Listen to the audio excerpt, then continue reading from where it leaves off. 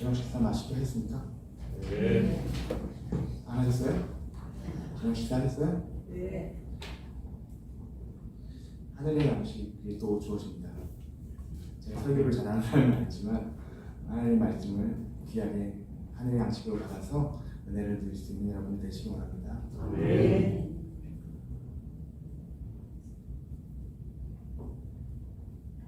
하나님을 잊지 맙시다 라는 제목으로 말씀 나누겠습니다. 하나님을 잊지 않고 살고 계세요? 아멘. 하나님을 잊지 않고 살고 계시는 게 무엇일까 하는 생각을 많이 하면서 이 말씀을 들어주시기 바랍니다.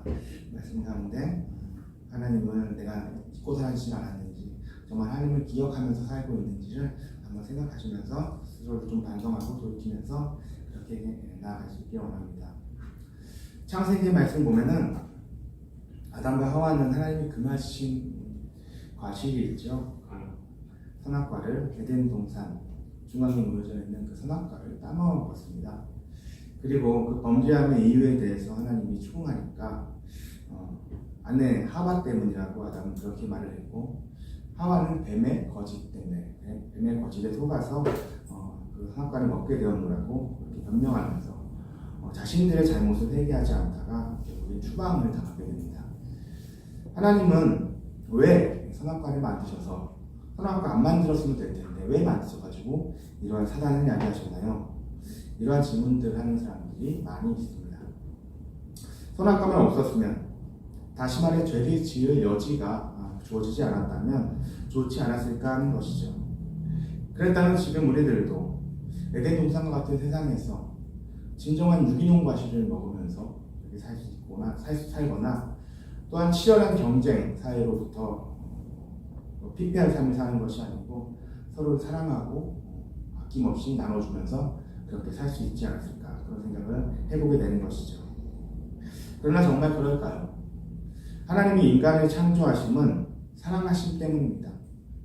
온전한 사랑을 주고 또 그 사랑하심에 반응하는 대상으로서 인간을, 사람을 만드신 것입니다. 그저 명령에 복종할 대상이 필요했다면 로봇을 만들면 되죠. 집에 로봇 청소기 있으신가요?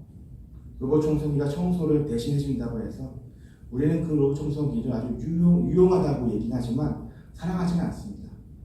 그렇지만 어떻습니까? 청소는커녕 집안을 어지럽히기 일쑤인 자식들을 보면서 우리는 그들을 사랑한다고 말을 하죠.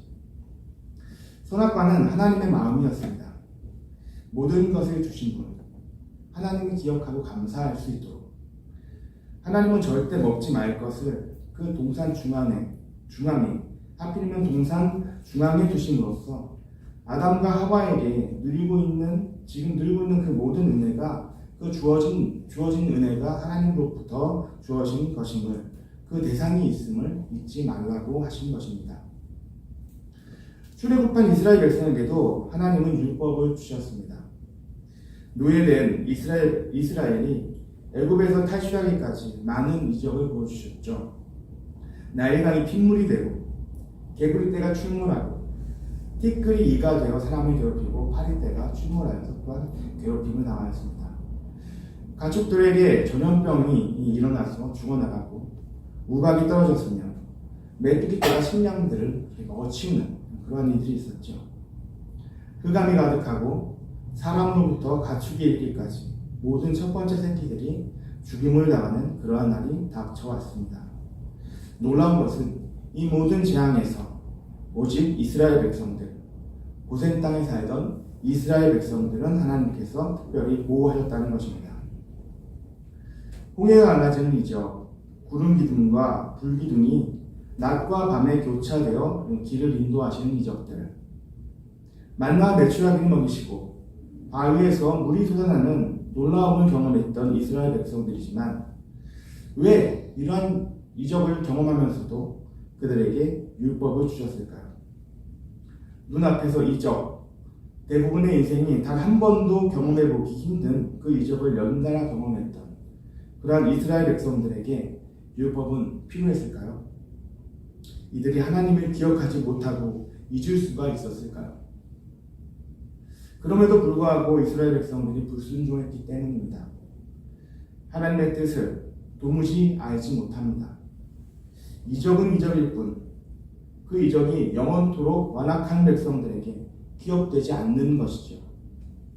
아무리 이적을 보여주어도 이적만으로는 충분치 않은 것이 이스라엘 백성들이었습니다.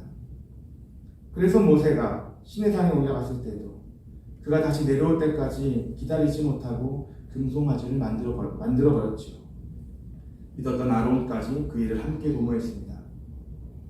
하나님은 발람에게 명하여 모압 발락 앞에서 이스라엘을 저주하지 못하도록 그렇게 막으셨는데, 오히려 이스라엘 백성들은 바알볼이라는 모압 땅에 그 우상을 섬기는 예식에 참여함으로써 가증한 일을 행하였습니다. 이적이 거듭될수록 이스라엘 백성들은 이스라엘의 하나님이라는 그 선민 의식 속에 살면서 마음에 교만함이 쌓였던 것은 아니겠습니까? 하나님의 백성으로서 하나님의 뜻을 알아가는 데 힘써야 할 텐데, 이를 알고자 하는 그러한 마음은 부족했던 것이 아니겠습니까? 하나님을 기억하라, 선하신 하나님을 기억하라, 이렇게 대신하는 이들에게 율법을 통해서, 선악과와 같은 그런 율법을 통해서 이스라엘 백성들에게 하나님은 말씀하고 계시는 것입니다. 가나안 땅에 들어온 이스라엘 백성들, 그들은 40년의 광야 생활을 하면서 하나님의 마음을 깨달았기에 하나님은 여리고성을 무너뜨리시고 아이성을 점령하게 하시고, 또 북쪽의 가나안 연합군을 무찌르게 하는 등의 그러한 일을 행하시며, 하나님이 이스라엘을 향한 약속을 성취하시고 마침내 가나안 땅에 입성하도록 허락해 주셨습니다. 이곳에서 이스라엘 백성들은 하나님의 다스림을 받으며 율법을 지키고 열방에 하나님이 살아계심을 드러내면서 살아가야 할 그러한 사명이 있었죠. 그러나 여호수아가 죽은 후에 이들은 또다시 하나님을 섬기지 못하고 있습니다. 여호수아 24장 31절입니다.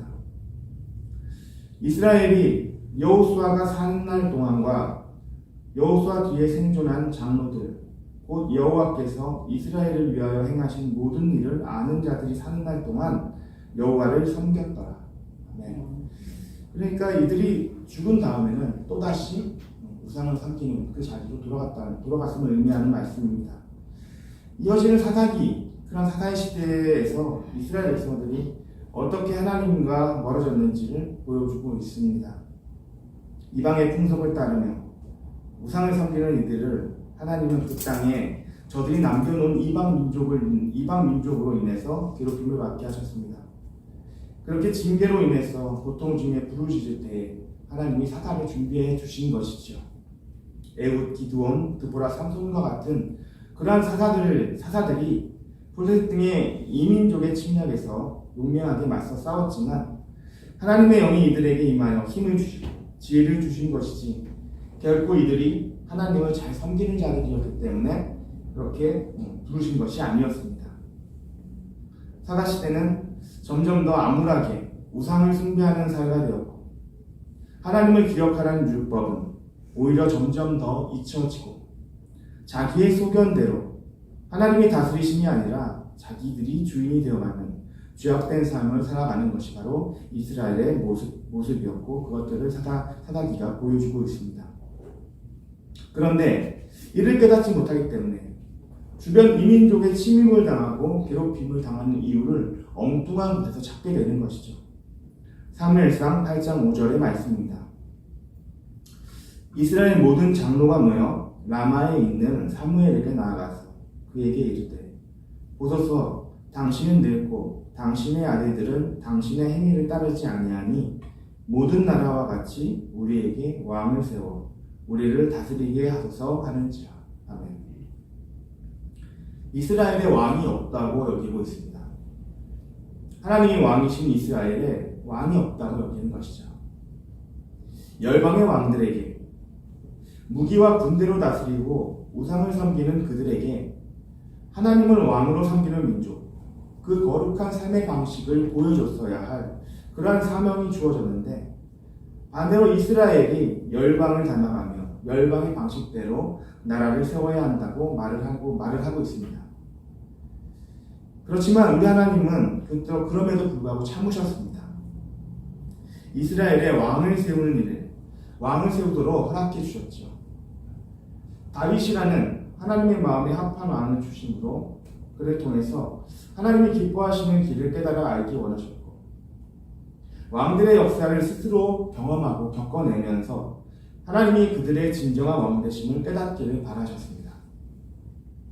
여로보암, 아합, 아하스, 므낫세 이런 악한 왕들이 하나님을 떠나 이스라엘 땅에 산당을 짓고 우상을 섬기는 나라로 이끌어가는 그러한 왕들을 겪어내면서 선지자를 통해서 하나님의 살아계심을 전하시고 고통 속에 인내하며 그렇게 살아가는 하나님의 백성들을 위로해 주셨습니다.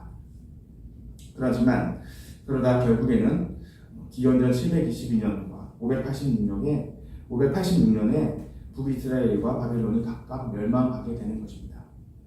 멸망했다면 그것으로 이야기는 끝이 나겠죠. 세상의 이야기는 멸망으로 끝날지 모르지만 하나님의 이야기는 끝나지 않습니다. 이사야 6장 13절입니다. 밤나무와 상수리 나무가 배임을 당하여도 그 그루터기는 남아있는 것 같이 거룩한 씨가 이 땅에 그루터기니라 하시더라. 아멘. 하나님은 완전히 황폐하게 되어버린 그 이스라엘, 이제는 이민족의 땅으로 섞여버려서 예전에 그 거룩하신 여호와 하나님의 흔적이라고는 남아있지 않은 그러한 유다 땅에 다시금 회복을 선포하고 계십니다. 에스겔, 다니엘과 같은 자들이 포로기 시대에도 하나님의 마음을 알고 기도하면서 인내하고 살아내었을 때에 마침내 하나님은 페르시아의 고레스 왕제를 준비하시고 영원한 것만 같던 바벨론이 멸망시키시고 유다의 포로된 자들이 다시 유다로 돌아가서 성전을 지을 수 있도록 성전을 회복할 수 있도록 명하여 주셨습니다. 70년이라는 기간을 바벨론에서 살았습니다. 바벨론의 문화와 학문에 익숙한 이들에게 황폐한 땅으로 돌아가 다시 나라를 세우고자 그렇게 힘쓸 수 있는 그러한 사람들이 충분히 있었을까요? 이사야의 예언처럼 사람들이 남아있었습니다. 구루터기와 같은 사람들이 남아있었던 것이죠. 황폐한 이스라엘에 구루터기가 되어줄 귀한 자들이 여전히 남아있었습니다. 이들이 돌아와서 성전을 건축하고 예루살렘 성벽을 건축하였습니다. 여전히 주변 이민족들의 방해가 있었지만 그리고 마음을 낙심케 하는 황제 조서와 칙령들이 있었음에도 불구하고 하나님의 뜻을 전하는 학개와 스가랴와 같은 선지자들과 또 그 말씀을 견고하게 붙들고 힘있게 인도하는 느헤미야, 에스라 같은 사람들을 하나님은 움직이셨습니다. 사람은 포기하였을지라도 하나님은 포기하지 않으시고 하나님의 백성을 예비하여 하나님의 역사를 이루어 가심을 우리는 이렇게 말씀을 통해서 깨닫게 됩니다. 이렇듯 하나님은 태초로부터 계속 하나님을 알려주셨습니다. 넓은 그런 세상 중에서, 그런 온 세상 중에서 하필이면 그 작은, 우리나라보다도 더 작은 근동의 이스라엘을 택하심의 그 이유는 무엇일까요? 이스라엘의 역사를 통해 하나님을 알리심은 무슨 뜻일까요? 아브라함을 택하신 하나님의 뜻, 다윗을 택하신 하나님의 마음, 세상이 주목하는 것과 하나님이 주목하는 것이 다름을 말씀하시는 것입니다. 신명기 7장의 7, 8절의 말씀입니다. 여호와께서 너희를 기뻐하시고 너희를 택하심은 너희가 다른 민족보다 수요가 많기 때문이 아니니라. 너희는 오히려 모든 민족 중에 가장 적음이라. 여호와께서 다만 너희를 사랑하시고 말미암아. 크고 강하여 세상 속에서 군림하려는 그러한 자가 아니고 가장 작고 보잘것없는 자를 하나님이 사랑하신다라고 말씀하고 있습니다. 그 작은 자를 택하시어 강한 자들을 부끄럽게 하시는 분이 하나님이시라는 것이죠. 지극히 작은 한 사람, 하나님의 그 눈과 마음으로 세상을 보면서 긍휼한 마음을 품는 그 사람을, 그러한 나라를 하나님이 택하시고 하나님이 살아계심을 열방에 보이시고자 하시는 것입니다. 그러나 이러한 이야기로 가득 찬 성경의 숱한 이야기들, 성경을 읽고 하나님에 대해 알아간다고 하는 사람들이 여전히 하나님과 반대되는 행위들을 하고 있습니다.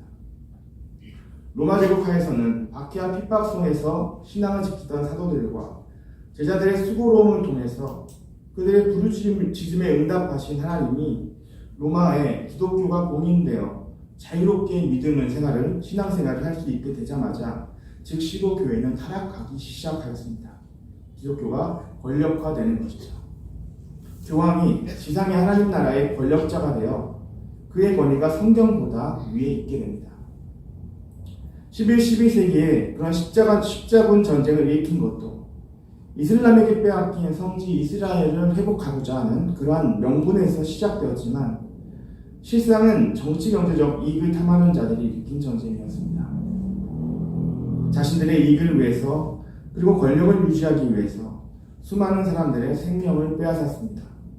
이들은 모두 기독교를 그 가치를 내세우고 있었지만 실상은 세속적 가치가 더 중요했던 것이죠. 이처럼 세상은 끊임없이 다툼이 일어납니다. 예수님은 사랑으로 가르치시고 섬기셨지만 편안한 시절이 되자 당짓고 서로 비판하며 이단으로 정죄한 일들이 너무 심해졌습니다. 가난하고 병든 자를 섬기고 보살피는 일보다 서로의 교리가 맞다면서 책 잡는 일이 더 중요한 일이 되어버렸습니다. 예수님 당시의 바리새인과 같은 모습들이 지금 이 시대에도 계속 등장하고 있는 것이죠. 11절의 말씀을 읽습니다. 내가 오늘 내게 명하는 여호와의 명령과 법도와 규례를 지키지 아니하고 내 하나님 여호와를 잊어버리지 않도록 삼갈지어다. 아멘. 이 말씀은 여호와의 명령과 법도 규례를 지키지 않는 것이 곧 여호와 하나님을 잊어버리는 것과 같다는 말씀입니다. 역사 속에서 사람들은 모두들 하나님을 잊지 않고 섬긴다라고 말을 합니다. 그러나 하나님의 명령, 분명하신 뜻이 담긴 말씀을 지키지는 않습니다. 하나님은 이것이 곧 하나님을 잊은 것이라고 분명하게 말씀하고 계십니다. 각 나라들은 자신들의 이권을 위해서 서슴지 않고 전쟁을 일으켰습니다. 하나님의 이름으로 행하는 성전이라고 그들은 주장하지만 실상은 잔혹한 폭격임을 우리는 목격했습니다. 신앙을 따른다는 개인들도 마찬가지입니다. 기복적인 신앙에 머무르며 하나님 나에게 복 주시기만을 열심히 기도하지만 그 삶에 하나님의 말씀대로 순종함은 보기가 어려운 것이죠. 감사보다는 늘 불평이 앞서진 않았습니까? 내게 주신 것으로 하나님께 항상 감사하며 살고 있습니까? 여전히 하나님께서 은혜로 주신 만나를 말씀대로 취하지 않고 욕심을 내어서 우리 삶에 악취가 나고 있지는 않은지 그렇게 우리는 경계해야 할 것입니다. 오늘 말씀에서 하나님은 가나안에 들어가서 살 때에 그곳에서 얻은 것들이 하나님께로부터 온 것임을 잊지 말라고 하셨습니다. 풍족하게 먹고 아름다운 집에 거주할 때도 하나님을 기억하라 라고 말씀하십니다. 늘 교만하여지지 않도록 애굽 땅에서 종이었던 시절이 있었으며 아무것도 할 수 없던 시절에 하나님이 인도하여 내셨음을 기억하라고 말씀하십니다. 이렇게 하나님을 기억함으로써 하나님이 주시는 복을 누리시는 저와 여러분 되시길 바랍니다. 구약의 이스라엘 백성들에게 하나님을 기억한다는 것은 율법을 기억하고 지키는 것이었습니다. 그렇다면 오늘 우리들에게 하나님을 기억하는 것은 무엇이겠습니까? 바로 예수님을 믿는 것입니다. 예수님을 믿는 것은 그저 입에만 달려있는, 말에만 달려있는 그러한 것이 아닙니다. 어떤 이들은 한 번 믿으면 구원이라고, 삶은 상관없다고 여기는 구원과 같은 그 믿음이라고 이야기하지만 하나님을 기억하는 믿음은 분명히 이것이 아닙니다. 이러한 믿음을 가진 자들, 어쩌면 입으로만 하나님을 외치며 자신의 우상을 섬기면서 세상의 전쟁을 일으키고 아까 이야기했던 이를 성전이라고 우기는 것과 똑같은 그러한 형태의 모습들입니다. 진정 예수님을 믿는 것은 예수님을 사랑하여 그분이 지신 십자가의 의미를 알고 자신의 삶에서 주어진 십자가를 지고 살려 애쓰는 자들입니다. 히브리서 11장 1절은 믿음은 바라는 것의 실상이요 보이지 않는 것의 증거라고 정리하면서 그 다음에 숫상의 많은 사람들의 이야기들이 나오죠. 아브라함, 노아, 모세, 다윗과 같은 믿음의 선진들의 삶을 보여주는 그러한 믿음의 삶을 보여주는 내용들로 가득 차 있습니다. 믿음은 그저 말이 아닌 삶으로 드러나는 것임을 의미하는 것이었습니다. 야고보서 2장에서는 행함이 없는 믿음은 죽은 것이라고 말씀합니다. 그리고서는 그 말씀을 설명하면서 믿음이 있다고 하면서 형제나 자매의 궁핍함을 보고 채워주지 않고 말로만 평안을 외치고 배부르게 하라라고 배부르게 하라 하고 실제적인 도움을 주지 않는다면 그러한 자의 믿음이라는 것은 허상에 불과하다라는 것이죠. 또 믿는 자는 성령을 선물로 받게 되는데 이 성령의 이끌림을 받는 삶은 또한 열매를 맺는 삶임을 말씀하고 있습니다. 갈라디아서 5장 22절과 23절입니다. 오직 성령의 열매는 사랑과 희락과 화평과 오래 참음과 자비와 양성과 충성과 온유와 절제니 이 같은 것을 금지할 법이 없느니라. 아멘. 예수를 믿는 증거 곧 성령의 열매를 맺어가는 삶입니다. 하나님을 잊지 않고 기억하는 삶은 선하신 하나님을 따라 그에 합당한 열매를 맺는 삶인 것이죠. 우리는 이러한 성령의 열매를 그렇게 맺어가는 그런 삶을 살아가고 있으십니까? 우리에게 허락된 모든 이웃들을 사랑하고 그들과 화평함을 이루기 위해서 오래 참고 절제함으로 성령 하나님께 충성하면서 그렇게 살아가고 있으십니까? 돌아보시기 바랍니다. 오늘 저와 여러분은 하나님을 잊지 않고 살고 계십니까? 진정 예수 믿는 삶을 살고 계십니까? 하나님의 이름을 함부로 들먹이며 악한 일을 저지르는 세상 속에 참된 그리스도인으로 살아가길 힘쓰는 저와 여러분이기를 바랍니다. 하나님을 기억하는 것, 주의 십자가의 은혜를 알고 그 감사함으로 우리의 생명을 나누는 일에 소진되는 삶을 기꺼이 살아내면서 이 땅에 하나님의 나라를 확장하는 사명을 감당하는 선한 열매 맺는 저와 여러분의 그러한 삶이 되기를 축복합니다. 찬양하고 기도하겠습니다. 믿음으로 살리라 찬양하겠습니다.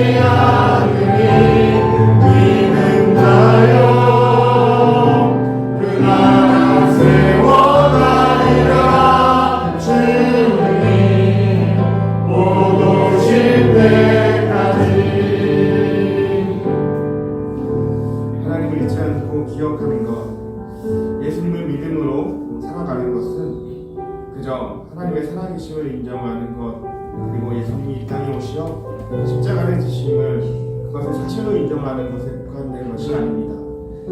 그러한 주님의 은혜에 깊이 감사하며 하나님이 선한 일로 여기시는 그 삶을 살아가기를 결정하는 것입니다.